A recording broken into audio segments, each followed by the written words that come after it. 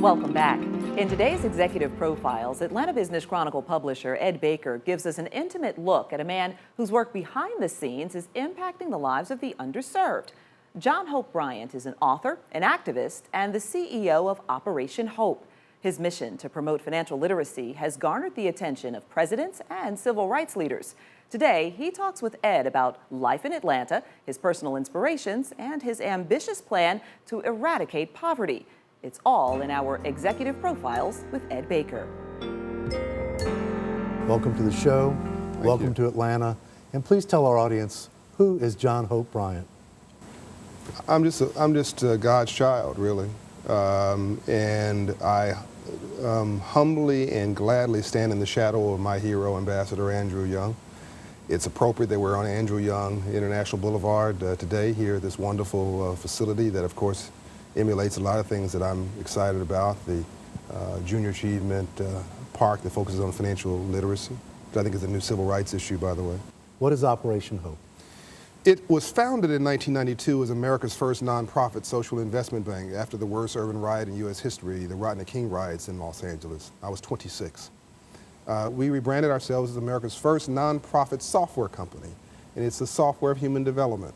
We've served 2 million people plus. We have raised and secured through our partners $2 billion and invested $2 billion of their money into low-wealth neighborhoods, teaching folks how to fish and not just giving them a fish, empowering folks to do for themselves.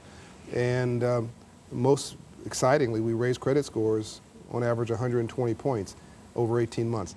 Nothing changes your life more than God or love than moving your credit score 120 points. Amen. Amen. And so we are serving 300 U.S. cities. We're in Morocco, South Africa, Saudi Arabia, United Arab Emirates, with our on-the-ground work. Then we teach a course in dignity through our affiliate Global Dignity in 55 countries. I know you've been involved with the White House for multiple administrations now. Walk through the history for a minute in terms of President Clinton, I guess, is where your first big connection started, and how important is that to your mission and to what you intend on doing moving forward?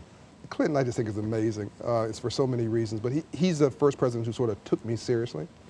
He did, and in fact, he refers to you as a whirlwind of ideas. Where does that come from? Far be it for him to talk. I mean, he is defined by ideas and energy.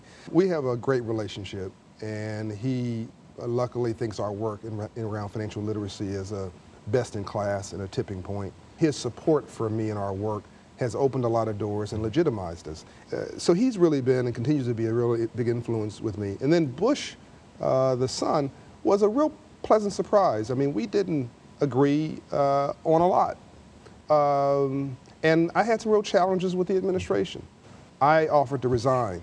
I've never said this publicly. I offered to resign the last year of his presidency. I was an appointed advisor. And he said no. Come and see me. And he had the entire cabinet, other than the Secretary of Defense and State, were around the table. And he said, John, what do you want? And I said, I want financial literacy to be federal policy. And it took a year, Ed, but he did it. Of course, I continue my association with Obama.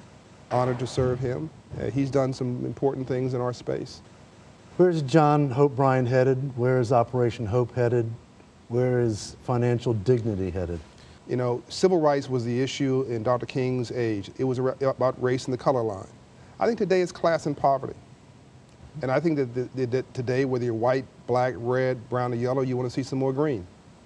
I think that the issue is 100 million Americans who make $50,000 or less, who are struggling, including the middle class, who haven't seen income increases, haven't seen standard of living increases, who are increasingly frustrated and I think even depressed. So Andrew Young, Ambassador Andrew Young, Bernice King, CEO of the King Center, and myself are going to continue the unfinished work of Dr. King. It's called Project 5117.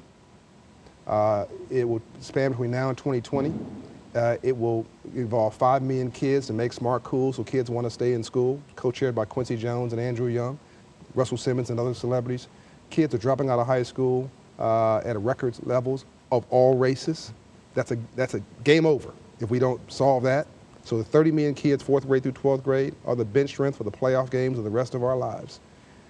That will then roll into 1 million kids who go through Hope Business in a Box academies. We're going to open Hope Inside in bank branches, like SunTrust, one of your partners here. Hope Inside in credit unions and other facilities like at Ebenezer Church. We're going to train bankers to be financial literacy counselors, put them back in their community, restore their credibility, and all that to move credit scores to 700.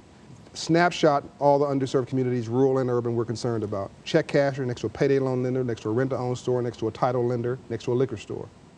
That's not racism. It's target marketing. They're targeting a 500 credit score customer. I'm going to rob them of their customer. We can move credit scores 100 points, 120 points to the 600s, 650. You radically change the individual and the community. And in 5 years, the liquor store turns into a convenience store. The check casher turns into a credit union or a bank. You create more GDP, more customers, more jobs, more subscribers for your paper and viewers for this television station, and more taxpayers for Atlanta, and everybody wins. Operation Hope continues to inspire, recently linking up with 2 powerhouse partners. The New York Stock Exchange will fund 2 of the Hope Business in a Box academies, and advertising giant BBDO will develop a media campaign to help promote Project 5117. Up next,